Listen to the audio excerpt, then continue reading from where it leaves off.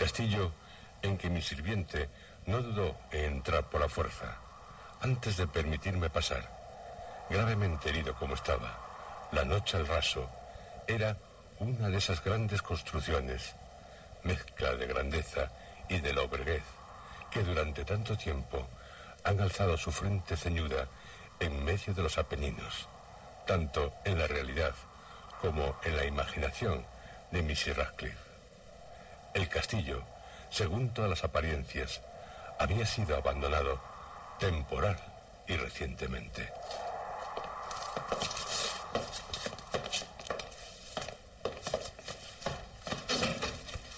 Nos instalamos en una de las habitaciones más pequeñas y arregladas con menos suntuosidad.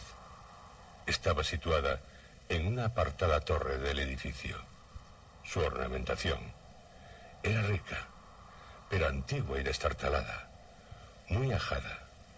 Sus paredes estaban colgadas de tapices y ornadas con diversos y numerosos trofeos heráldicos de todas formas, así como de una cantidad verdaderamente prodigiosa de pinturas modernas, vivaces, en ricos marcos con arabescos de oro.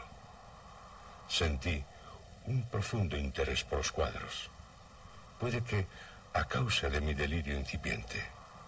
Pendían por todas partes, no solo de las paredes, en sus principales lugares, sino también por los rincones, que eran muchos debido a las exigencias de la extravagante arquitectura del castillo. Ordené a Pedro que cerrase los pesados y macizos postigos de la habitación, pues ya era de noche. También que encendiera las bujías de un gran candelabro colocado cerca de la cabecera de mi cama, y que descorriera totalmente las cortinas de terciopelo negro que rodeaban el lecho. Quise que se hiciera todo aquello para poder al menos, si no lograba dormirme, entretenerme tanto con la contemplación de las pinturas como leyendo un pequeño volumen que había encontrado sobre la almohada, conteniendo descripciones y comentarios acerca de las pinturas. Leí durante mucho tiempo, contemplando también los cuadros. Las horas volaron, rápidas y magníficamente, hasta llegar la medianoche. La posición del candelabro no era de mi agrado, y alargando la mano, con dificultad, para no molestar a mi adormecido sirviente, lo coloqué de forma que su luz cayera más directamente sobre el libro. Pero aquella acción produjo un efecto completamente inesperado. Los rayos de luz de las numerosas bujías, porque eran muchas, cayeron entonces sobre un nicho de la estancia que una de las columnas de la cama había hasta entonces sumido en una profunda oscuridad, al ser proyectada su sombra sobre él. Pude ver, intensamente iluminado, un retrato que me había pasado completamente inadvertido. Era el retrato de una joven, ya casi mujer. Eché a la pintura una ojeada rápida y cerré los ojos. ¿Por qué hice tal cosa? En principio no lo comprendí, pero mientras mis párpados permanecían cerrados, analicé la razón que me los había hecho cerrar. Había sido un movimiento impulsivo para ganar tiempo de pensar, para asegurarme de que mi visión no me había engañado, para calmar y dominar mi fantasía y dedicarme a una contemplación más fría, más juiciosa y más verídica. Al cabo de unos minutos, miré otra vez al retrato, fijamente.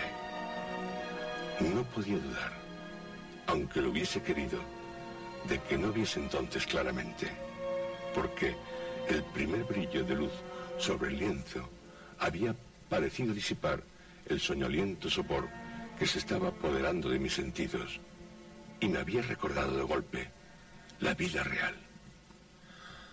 Oh, sí, el retrato es el de una joven. Solo su cabeza y los hombros, hecho a la manera que técnicamente se llama viñeta. Oh, tiene mucho del estilo de las cabezas de Sully. Los brazos, el seno y hasta los cabellos. La punta de los cabellos, radiantes. Unos cabellos que se funden impalpable, imperceptiblemente, en la sombra baja, pero profunda, que forma el fondo del conjunto.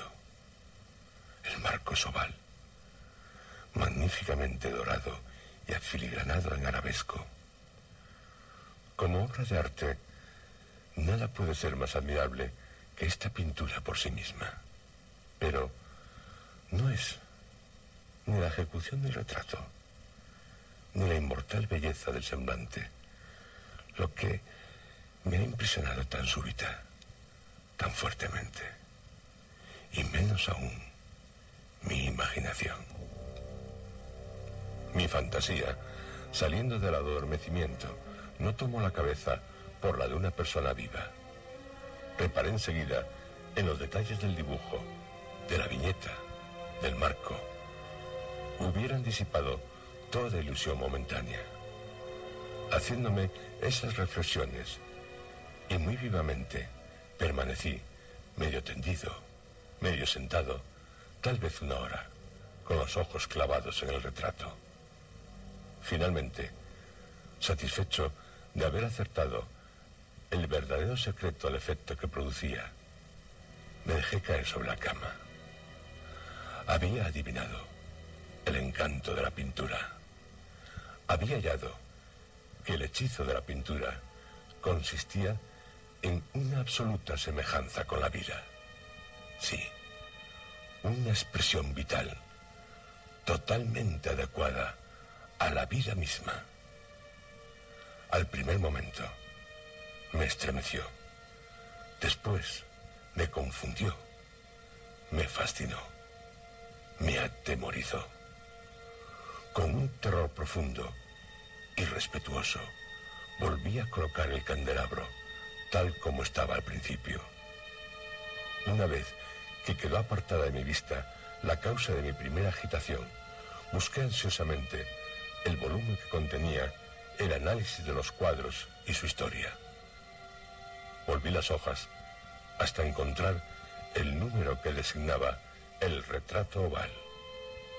Y leí el bajo y curioso relato siguiente. Era una joven de singularísima belleza, no menos amable que rebosante de alegría. Pero, maldita, funesta fue la hora en que ella vio, amó y se casó con el pintor. Él, apasionado, estudioso, austero, ya tenía una esposa. Su esposa era el arte. Era una joven de singularísima belleza, no menos amable que rebosante de alegría. Esto lo repite.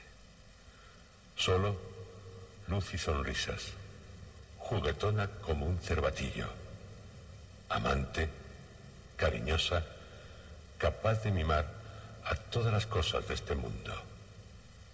¿Qué aborrecía? Aborrecía, odiaba el arte, porque el arte era su rival. Solo temía a la paleta y a los pinceles, y a cuantos instrumentos la privaban de la presencia del ser amado. Le adoraba. Fue una cosa terrible para la joven el oír al pintor hablar del deseo de retratarla. Pero ella, de naturaleza humilde y obediente, permaneció dulce y dócilmente sentada durante muchas horas, posando para el pintor. El pintor, entregado a su obra, en la que ponía todo su arte, progresaba de hora en hora, de día en día. Era un hombre apasionado, extraño, pensativo, alguien que se perdía en fantasías, de tal modo que no quería ver cómo aquella luz que se derramaba tan lúgubremente en aquella estancia marchitaba tanto la salud como el ánimo de su esposa. Todos veían cómo la joven se consumía, todos menos él, y ella, sin embargo, nunca dejaba de sonreírle. Lo hacía sin quejarse, porque veía que el pintor, que tenía un gran renombre, hallaba un vivo, férvido, ardiente deleite en su tarea y seguía afanándose sin descanso, día y noche, en pintar a la que tanto amaba, cada vez más lánguida, más enflaquecida. Y en verdad, algunos que admiraron el retrato comentaron su gran parecido en quedas palabras. Era una maravilla. Una prueba no solo del talento del artista, sino también de su profundo amor por quien pintaba de modo tan maligno, tan excelso. Pero hacia el final ya no se admitió a nadie en la torre. El pintor había enloquecido con el ardor de su trabajo y raramente quitaba los ojos del lienzo, ni tan siquiera para mirar el rostro de su mujer, de la joven que se consumía. No quería ver cómo los colores que esparcía en el lienzo eran arrancados de las mejillas de la que estaba sentada, posando cerca de él. Pasadas muchas semanas, quedando ya poco por hacer, tan solo un toque en la boca y otro en los ojos, el espíritu de la joven vaciló como la llama en el cuenco de una lámpara. El pintor dio aquellos últimos toques. Por un momento se quedó en éxtasis, arrobado, delante de la obra, pero un minuto después, mientras todavía estaba contemplando el retrato, se puso pálido. En su rostro afloró el terror. Gritó: «En verdad, es la vida misma». Pero, volviendo súbita, bruscamente los ojos hacia su amada, se hundió en el horror. La joven había muerto.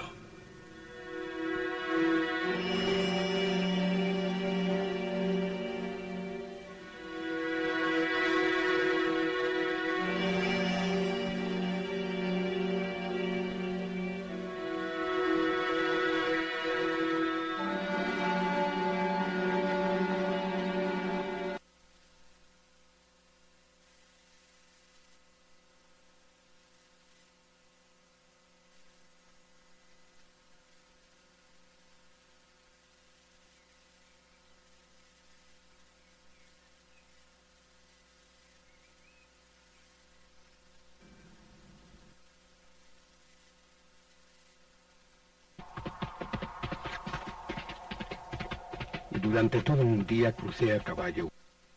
La desdicha es diversa. La desgracia en la tierra es multiforme, desplegada sobre el ancho horizonte como el arco iris. Sus colores son como los de este, variados, distintos y de todos modos íntimamente fundidos. Desplegada sobre el ancho horizonte como el arco iris. ¿Cómo es que de la belleza he derivado un tipo de fealdad, de la alianza y de la paz un símil de dolor? Pero igual que en la ética, el mal es consecuencia del bien. Así, en realidad, de la alegría nace la tristeza. Ya sea que el recuerdo de la dicha cause la angustia del momento, ya sea que las agonías que son tengan su origen en los éxtasis que pudieron haber sido. Mi nombre de pila es Egaeus, No mencionaré mi apellido. Sin embargo, no hay en el país castillo más cargado de gloria y de años que mi melancólica y sombría heredad. Desde hace mucho tiempo, nuestro linaje ha sido llamado raza de visionarios. Y en muchos detalles sorprendentes, como el carácter de la mansión familiar, en los frescos del gran salón, en las tapicerías de los dormitorios, en el cincelado de los pilares de la sala de armas, pero sobre todo en la galería de cuadros antiguos, en el estilo de la biblioteca y, en fin, en la naturaleza tan peculiar de los libros. Hay elementos más que suficientes para justificar tal creencia. Los recuerdos de mis primeros años se relacionan con la biblioteca y sus volúmenes, de los que no diré nada más. Allí murió mi madre. Allí nací yo. Pero sería simplemente ocioso decir que yo no he vivido antes, que el alma no tiene una existencia anterior. ¿Lo niega usted? No disputemos acerca de esta materia. Estoy convencido y no trato de convencer. Hay, sin embargo, un recuerdo de formas etéreas, de ojos espirituales y expresivos, de sonidos musicales y tristes. Un recuerdo que no será excluido, una especie de memoria parecida a una sombra vaga, variable, indefinida, vacilante. Y de esa sombra esencial me será imposible deshacerme mientras brille el sol de mi razón.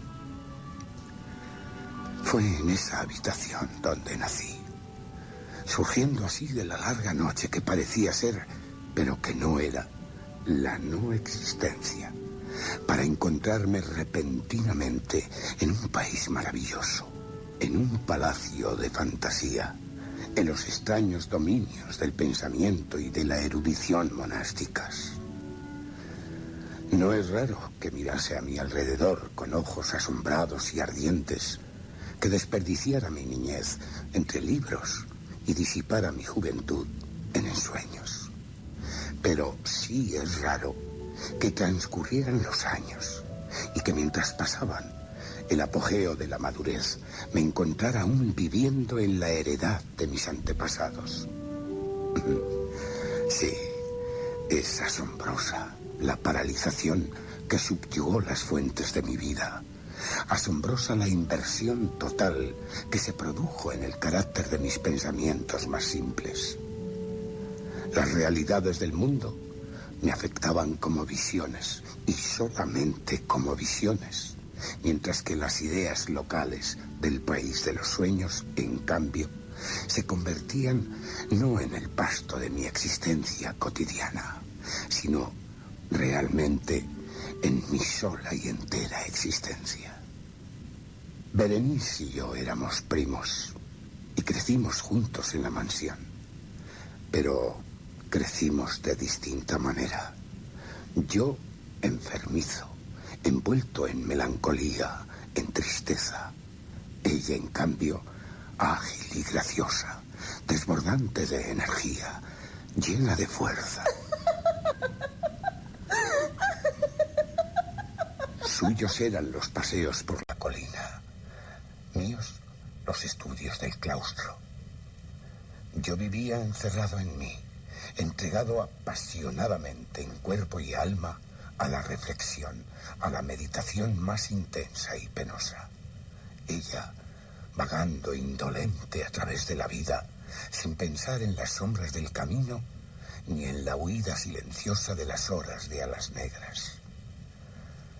Berenice. Invoco su nombre. Berenice.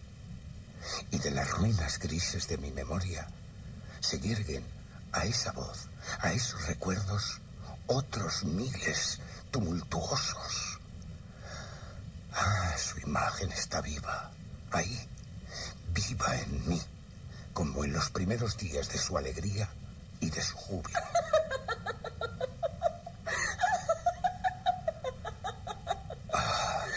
Encantadora y fantástica belleza. Oh, sílfide entre los arbustos de Arnhem. Oh, náyade entre sus fuentes. Pero no. Todo es misterio y terror. Y esta es una historia que no debo contar. La enfermedad. Una enfermedad mortal se abatió sobre su cuerpo como el simón.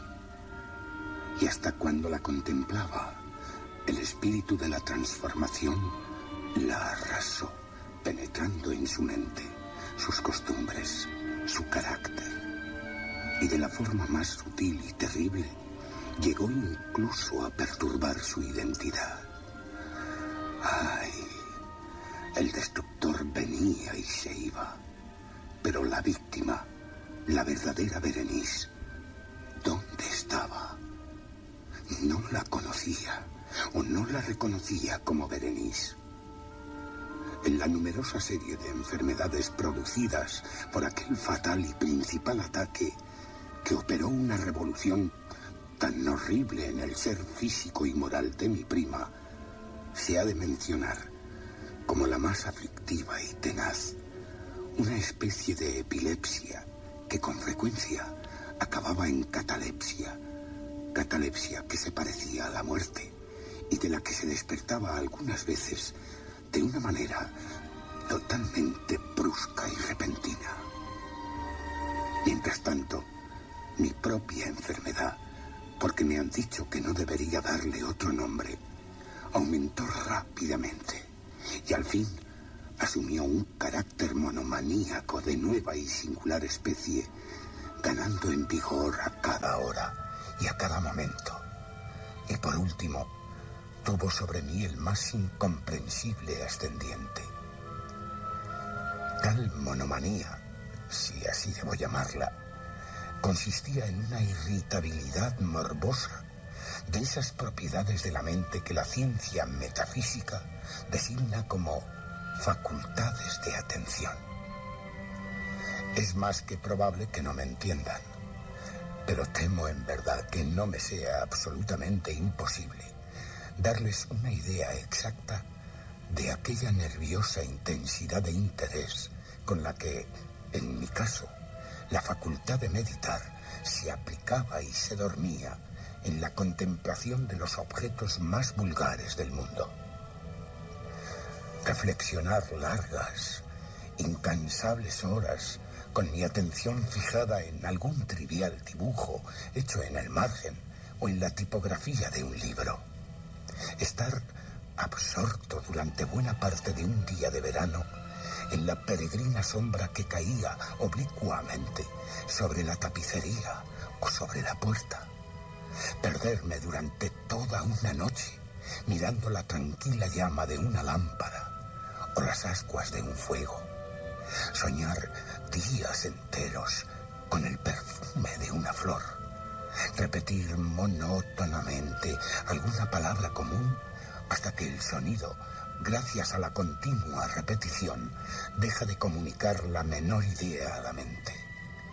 Perder todo sentido del movimiento o de la existencia física por medio de la absoluta quietud del cuerpo, mantenida larga y obstinadamente.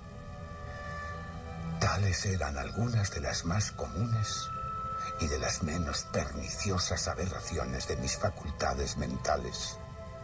Aberraciones que sin duda no pueden explicarse. Pero, por favor, que no se me entienda mal. La excesiva, intensa y mórbida atención así suscitada y excitada por objetos triviales en sí mismos no debe confundirse con la tendencia a la meditación, común a todos los hombres, y que se da especialmente en las personas de imaginación ardiente. Tampoco era, como pudiera parecer, una condición grave, ni la exageración de una tendencia semejante, sino un estado primario y esencialmente distinto, diferente.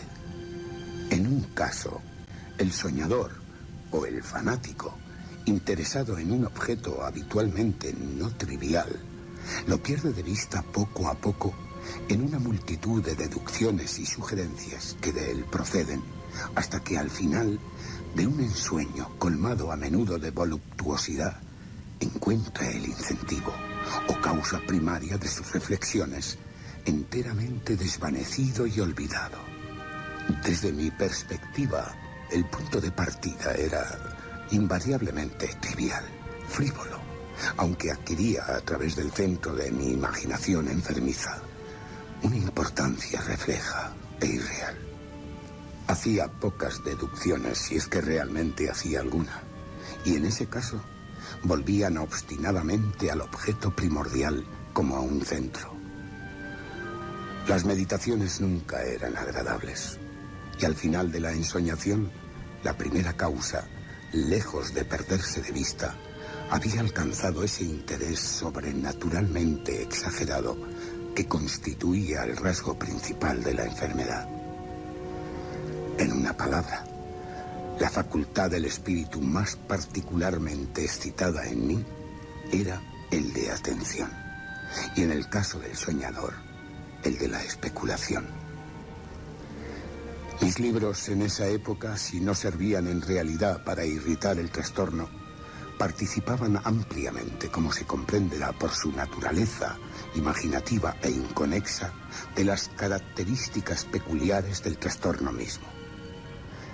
Me acuerdo muy bien, entre otros, del tratado del noble italiano Schelling Secundus Curio, de Amplitudine Beati Regnis Dei, de la gran obra de San Agustín, La ciudad de Dios, y de Carne Christi, de Tertuliano, cuyo ininteligible pensamiento, el Hijo de Dios ha muerto, más creíble cuanto más incongruente y sepultado resucitó, algo tan cierto como imposible, absorbió exclusivamente todo mi tiempo durante varias semanas en una laboriosa y poco fructífera investigación.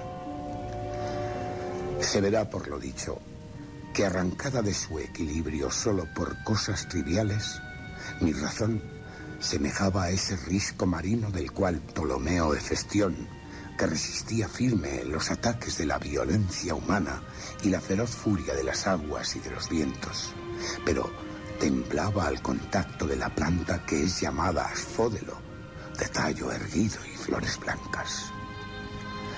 A un observador descuidado parecerá muy simple y fuera de duda que la terrible alteración producida en la condición moral de Berenice por su deplorable enfermedad debió proporcionarme algunos motivos para ejercitar aquella intensa y anormal meditación cuya naturaleza he explicado con tanta dificultad. En los intervalos lúcidos de mi mal, su calamidad me daba pena, y muy conmovido por la ruina total de su hermosa y dulce vida, no dejaba de meditar, con frecuencia amargamente, en los prodigiosos medios por los cuales había llegado a producirse una revolución tan extraña y súbita. Pero estas reflexiones no compartían la idiosincrasia de mi enfermedad, y eran como las que se hubieran presentado en circunstancias semejantes a los hombres comunes. En cuanto a su enfermedad, fiel a su carácter propio, se nutría con los cambios menos importantes, pero más impresionantes, que se manifestaban en el sistema físico de Berenice, en la singular y terrible distorsión de su identidad personal. Durante los días más luminosos de su belleza incomparable, puede que nunca la había amado. En la extraña anomalía de mi existencia, los sentimientos míos nunca habían sido del corazón, y mis pasiones siempre eran de la mente.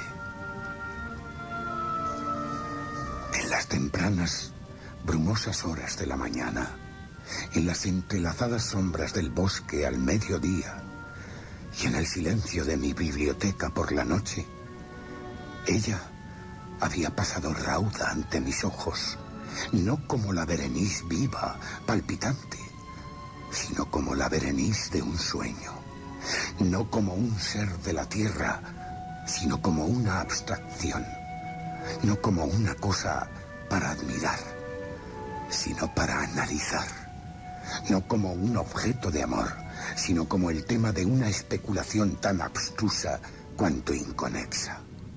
Y entonces yo me estremecía en su presencia, palidecía cuando se acercaba. No obstante, aunque lamentándome amargamente de su deplorable condición de caducidad, me acordé de que había amado mucho tiempo y que en un momento aciago le hablé de matrimonio. Y al fin se acercaba la fecha de nuestras nupcias, cuando una tarde de invierno, en uno de esos días intempestivamente cálidos, serenos y brumosos, que son la nodriza de la hermosa Alción, me senté, creyéndome solo, en el gabinete de la biblioteca. Pero no estoy solo. La veo ante mí. Berenice. ¿Acaso es mi imaginación excitada, la influencia de la atmósfera o la incierta luz crepuscular de la estancia o los pliegues grises que caen alrededor de su figura, lo que causa en ella un contorno tan vacilante e indefinido? No dice ni una sola palabra, y yo por nada del mundo me atrevería a pronunciar una sílaba. Un escalofrío helado cruza mi cuerpo. Me oprime una sensación de insoportable ansiedad. Una curiosidad devoradora invade mi alma. Me hundo en el asiento, sin respirar, inmóvil, con los ojos clavados en Berenice. Está excesivamente delgada, y ni un vestigio de lo que era descubro en su figura. Su rostro, que ardorosamente miro. Oh, Berenice. La frente es alta, muy pálida, raramente serena. Su cabello, antes de un negro azabache, ahora cae parcialmente sobre la frente, sombreando las sienes hundidas con innumerables rizos, de un rubio reluciente que por su matiz fantástico contrastan con la melancolía que impera en su rostro. Sus ojos no tienen vida ni brillo. Diríase que carecen de pupilas. No puedo. Tengo que apartar mi vista de su mirada vidriosa. Sus labios contraídos se abren. Sonríe de una forma que no olvidaré nunca. Aparecen sus dientes. Sus dientes. Mejor muerto que verlos.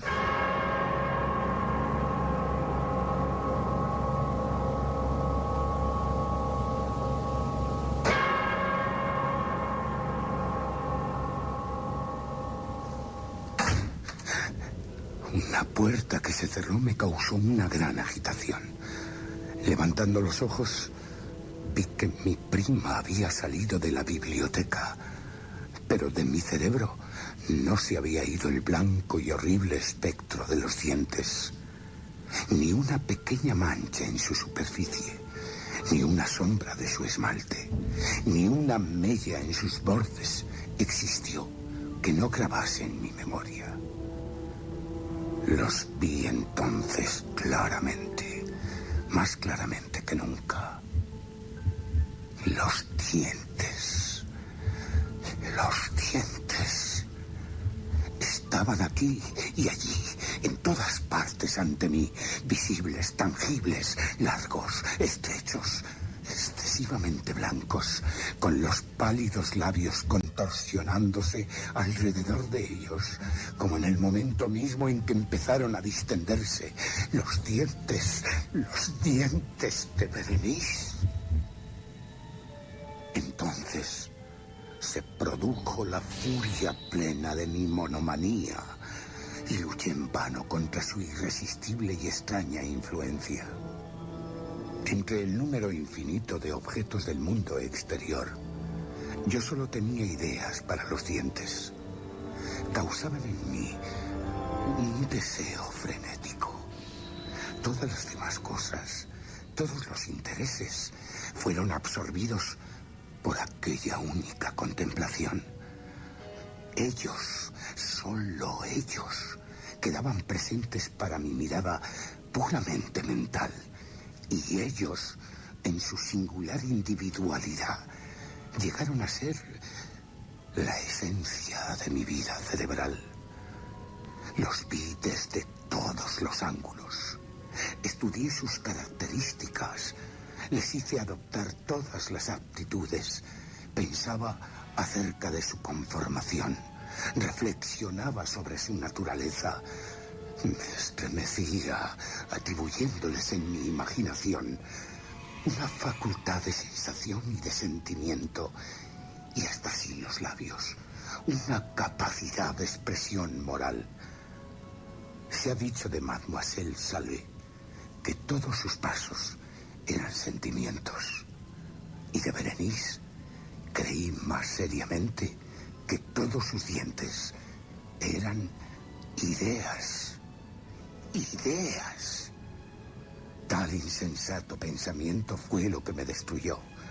Ideas. He ahí, pues, por qué los codiciaba tan locamente. Sentía que solo su posesión podía devolverme la paz y restablecer mi razón. Llegó la noche sobre mí, y entonces vino la oscuridad para irse tras un rato. Y un nuevo día despuntó, y las brumas de una segunda noche se acumularon. Y yo seguía inmóvil, sentado en aquella estancia solitaria, siempre sentado, sumido en mi meditación y sin dejar el fantasma de los dientes de mantener su influencia terrible, hasta el punto que, con la más viva y la más horrorosa claridad, flotara en el aire a través de la luz y las sombras cambiantes de la biblioteca. Irrumpió en mis sueños un gran grito como de horror y consternación. Tras una pausa, oí voces desoladas, entrecortadas, gemidos de dolor, de pena. Me levanté de mi asiento y abrí de par en par una de las puertas de la biblioteca. ¿Qué ocurre? Berenice. ¿Qué? Berenice ya no existe. ¿Que no existe? Por la mañana sufrió un ataque de epilepsia. Y ahora... ¡Berenice! ¡Berenice!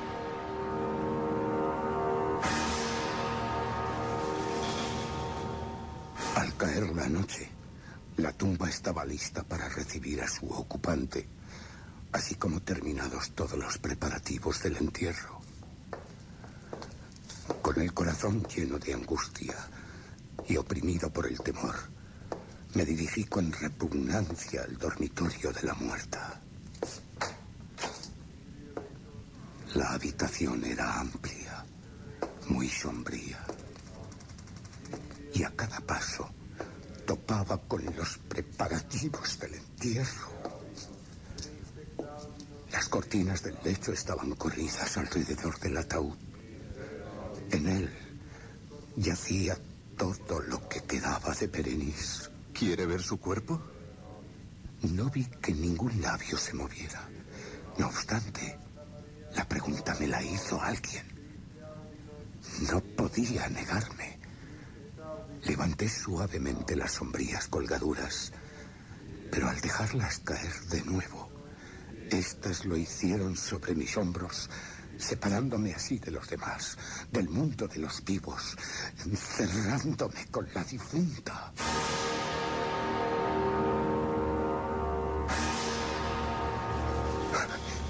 Es horrible.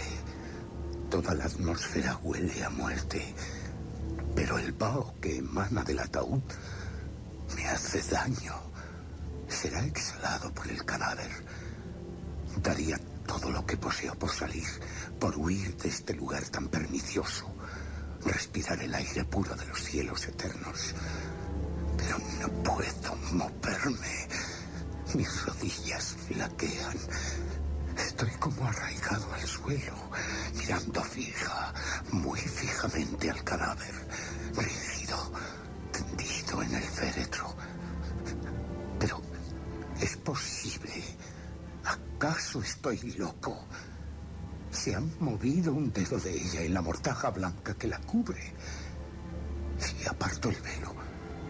¡Ah, Dios! La venda que le sostenía las mandíbulas se han desatado.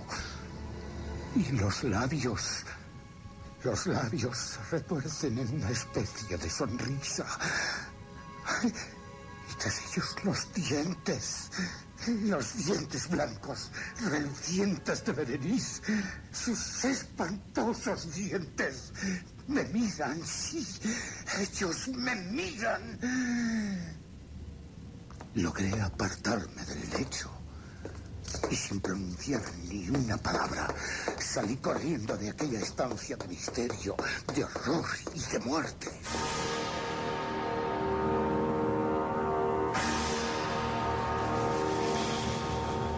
Me encontré sentado en la biblioteca y de nuevo solo.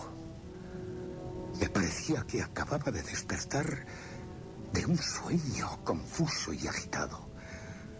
Sabía que era medianoche y que desde la puesta del sol Berenice estaba enterrada.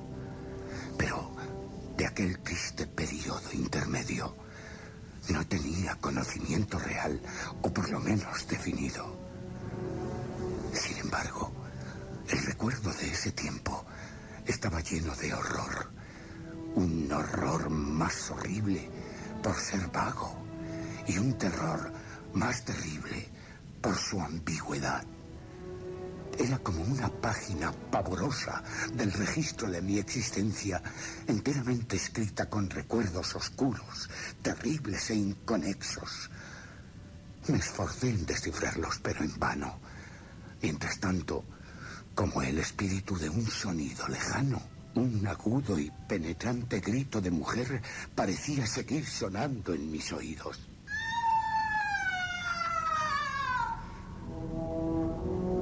Yo había hecho algo. ¿Pero qué? ¿Qué? Me hice la pregunta en voz alta. ¿Qué es lo que hice? ¿Qué? ¿Qué?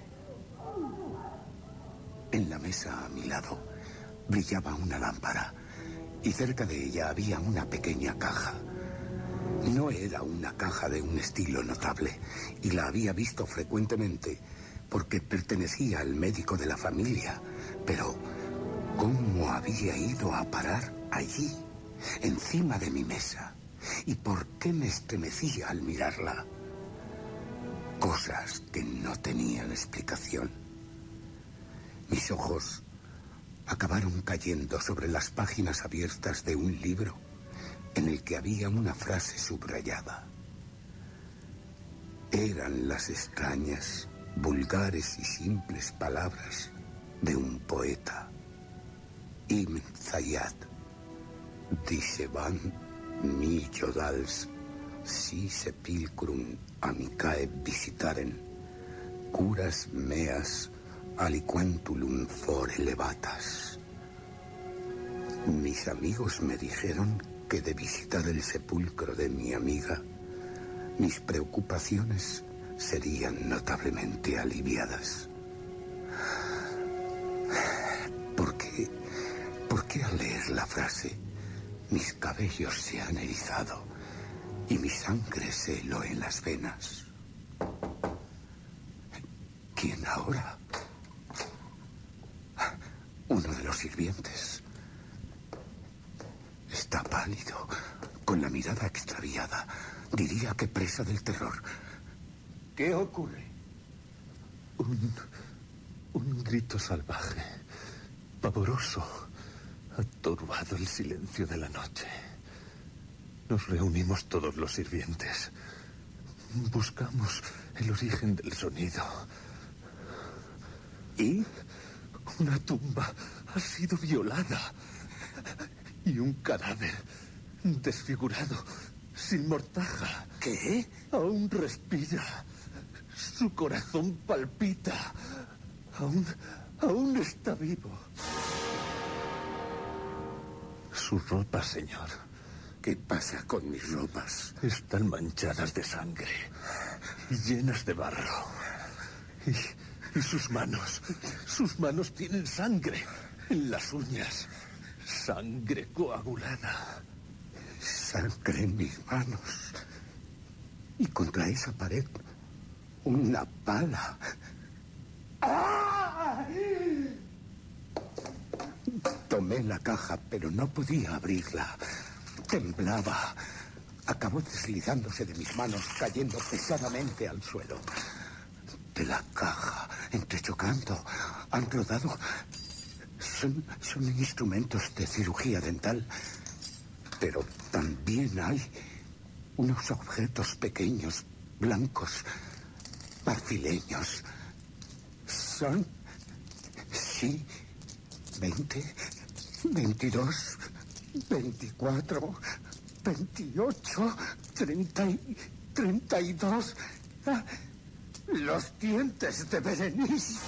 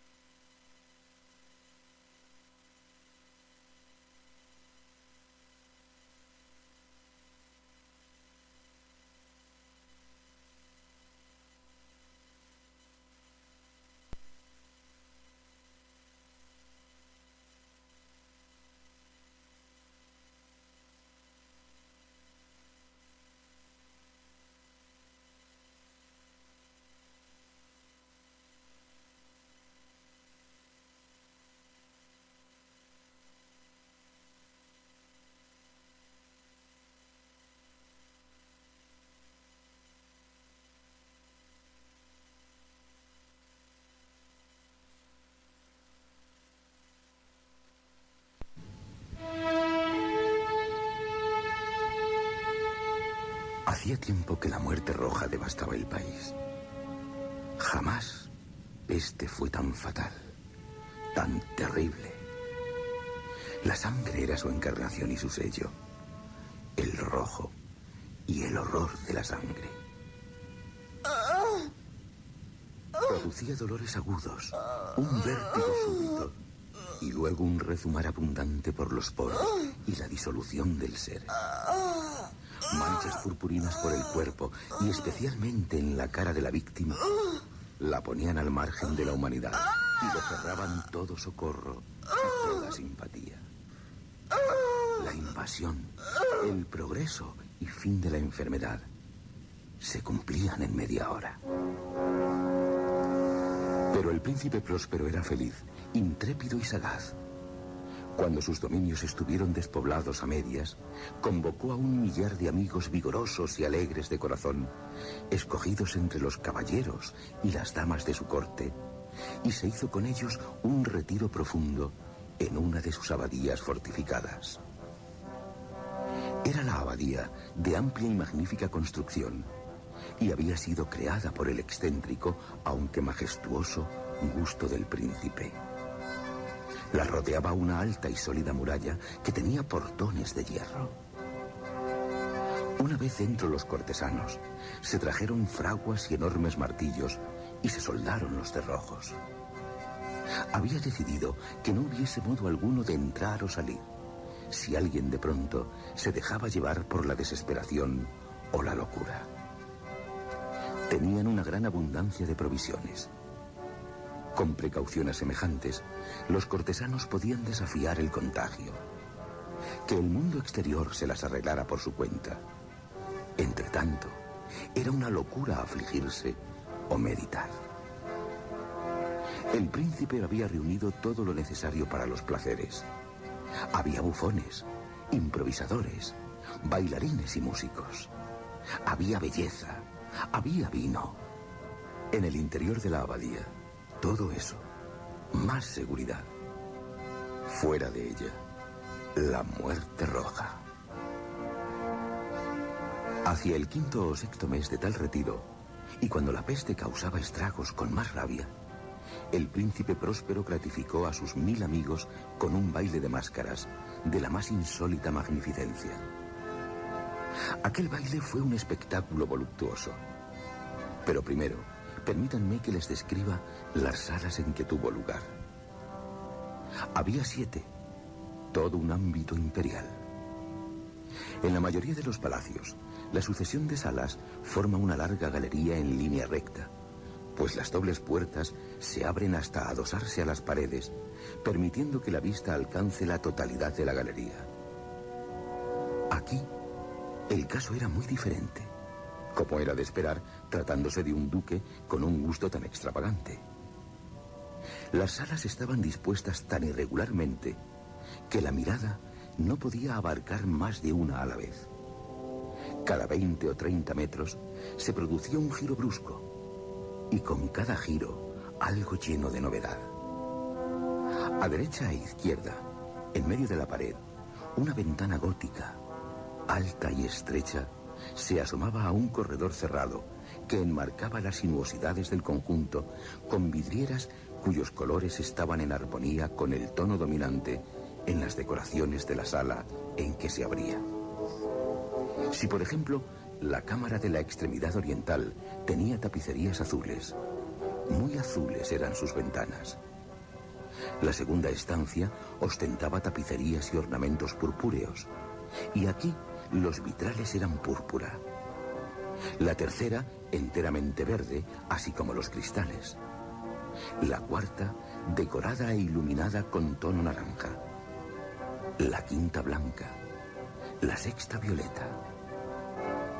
La séptima sala estaba totalmente sepultada bajo colgaduras de terciopelo negro que revestían todo el techo y las paredes y descendían en pesados pliegues hasta una alfombra del mismo paño y del mismo color.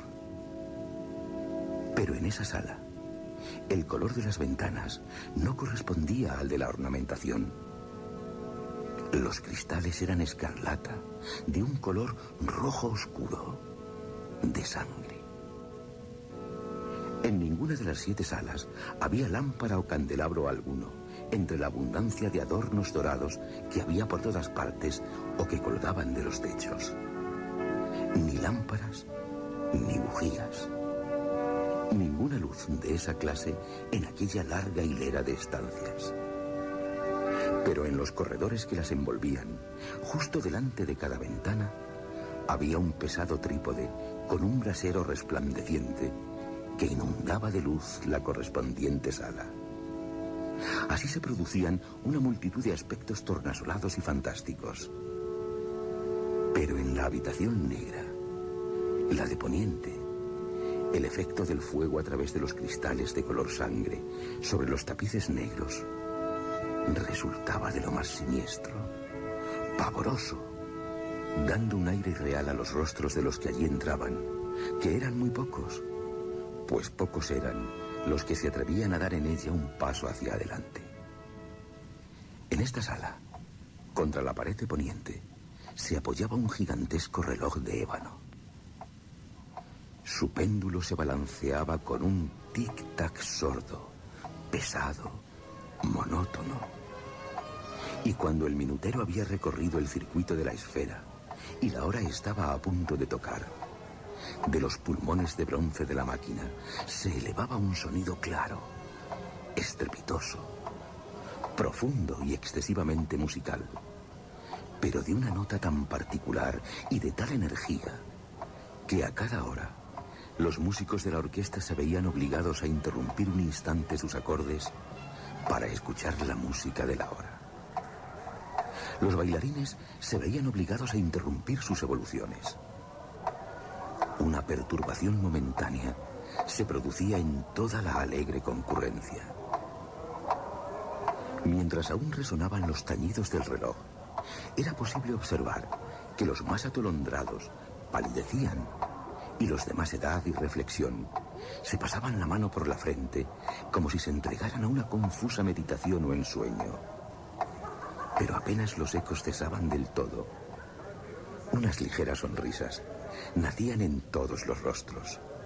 Los músicos se miraban entre sí y sonreían burlándose de sus propios nervios y desconcierto, y se decían que las siguientes campanadas no les causarían la misma y penosa impresión.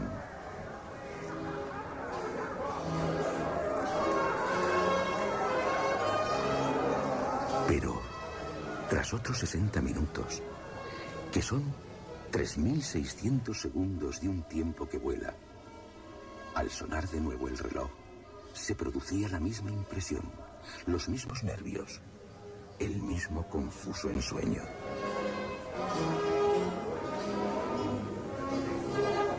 Pese a ello, la fiesta era alegre y magnífica. El príncipe destacaba por sus gustos singulares. Sus ojos se mostraban especialmente sensibles a los colores y a los efectos que producían estos. Desdeñaba los caprichos de la convencional moda. Sus planes eran atrevidos y apasionados, y sus concepciones brillaban con un esplendor bárbaro. Algunos lo juzgarían como un loco, pero no sus cortesanos. Era necesario oírlo, verlo y tocarlo, para tener la seguridad de que no lo estaba.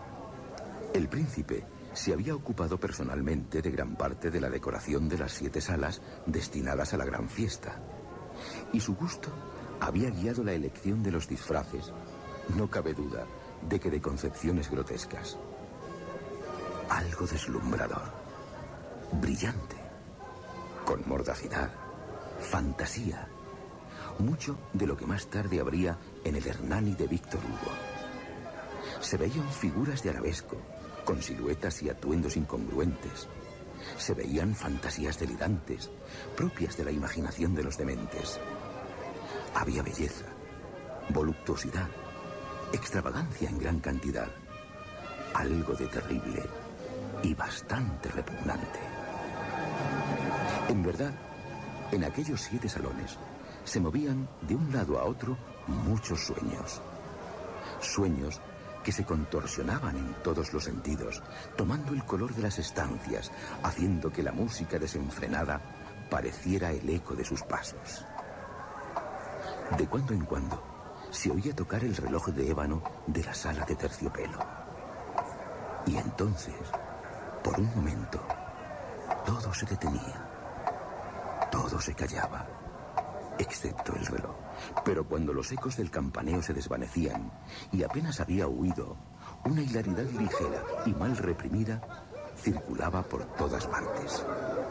Y surge de nuevo la música, y viven los sueños, y se revuelven de un lado a otro más alegres que nunca, teñidos por los colores de las ventanas por las que penetraba el resplandor de los trípodes. Pero en la sala de poniente, ninguna máscara se atreve a aventurarse. La noche avanza, y una luz más roja afluye a través de los cristales color de sangre, y la negrura de las colgaduras fúnebres se hace terrible. Y el inconsciente que pisa la fúnebre alfombra escucha un sordo tic-tac, más solemne y enfático que el que llega a los oídos de quienes se arremolinan en las otras salas, en las que se congrega una gran multitud, latiendo en ellas el febril ansia de la vida. Continuaba la fiesta en su torbellino hasta el momento en que comenzaron a oírse los tañidos del reloj, anunciando la medianoche. La música se paró. El remolino de los bailarines se suspendió. Se produjo en todas partes una inmovilidad ansiosa. Pero esta vez, el reloj tenía que dar 12 campanadas, por lo que era posible que hubiera más sueños, más meditaciones entre los presentes. Y tal vez, debido a lo dicho, antes que los últimos ecos de la última campanada se hubieran sumergido en el silencio, tuvieron tiempo a darse cuenta de la presencia de una máscara que hasta entonces había pasado desapercibida.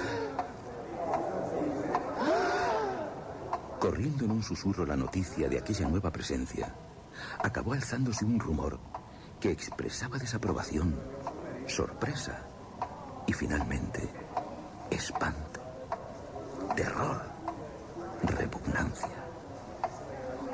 En una congregación de fantasmas como la que he descrito, se supone que ninguna aparición extraordinaria pudiera causar tal sensación. El desenfreno de aquella mascarada no tenía límites, pero la figura en cuestión lo sobrepasaba, yendo más allá de lo que el liberal criterio del príncipe toleraba. Hasta los más temerarios, para los que la vida y la muerte no son otra cosa sino una broma, hay cosas con las que no se atreven a jugar. Todos sintieron el mal gusto y lo inconveniente del proceder del desconocido. El príncipe, enojado, lo observó. Es alto y lúgubre, envuelto en una mortaja de la cabeza a los pies. La máscara que oculta su rostro representa clara, fielmente el rostro de un cadáver. Difícil es no creer que se trata de su propio rostro, de tan perfecta que es la máscara. Pero, pese a ello, todos hubiéramos aceptado tal presencia. Pero ha adoptado el tipo de la muerte roja. De la muerte roja. Y eso, no puedo. Hasta hay sangre salpicando su espantosa vestimenta. Y en la máscara hay manchas escarlata. Del horror escarlata. Se acerca, lenta, enfáticamente, esforzándose en representar muy bien su papel. Entre los asistentes... ¿Quién se atreve? ¿Quién se atreve a insultarnos con esta burla blasfematoria? Sea quien sea, apoderaos de él y desenmascaradlo. Sepamos a quién hemos de colgar de una almena al alba. El príncipe Próspero, cuando pronunció estas palabras, se hallaba en la sala este, la de color azul. Su voz resonó en las otras. Era fuerte, robusto, habiéndose detenido los músicos a una orden suya. Pero a consecuencia del terror indefinible que la audacia del desconocido había inspirado a todos, nadie se atrevió a ponerle la mano encima. Por lo que el que se ocultaba tras aquella horrible máscara continuó su camino sin interrupción, yendo a las demás salas, de la azul a la púrpura, de esta a la verde, de la verde a la anaranjada, de esta a la blanca, para llegar a la violeta. Fue entonces cuando el príncipe Próspero, fuera de sí y avergonzado por su cobardía pasajera, se lanzó con precipitación a través de las 6 salas, no siendo seguido por nadie. El terror se había apoderado de todos. El príncipe, puñal en mano, se acercó impetuoso hasta llegar a 3 o 4 pasos del desconocido. Fue al llegar a la sala de terciopelo. El enmascarado se volvió y se le enfrentó. Se oyó un grito. El puñal le cayó de su mano sobre la fúnebre alfombra. Y tras el puñal se desplomó el príncipe, muerto. Empujados por la desesperación,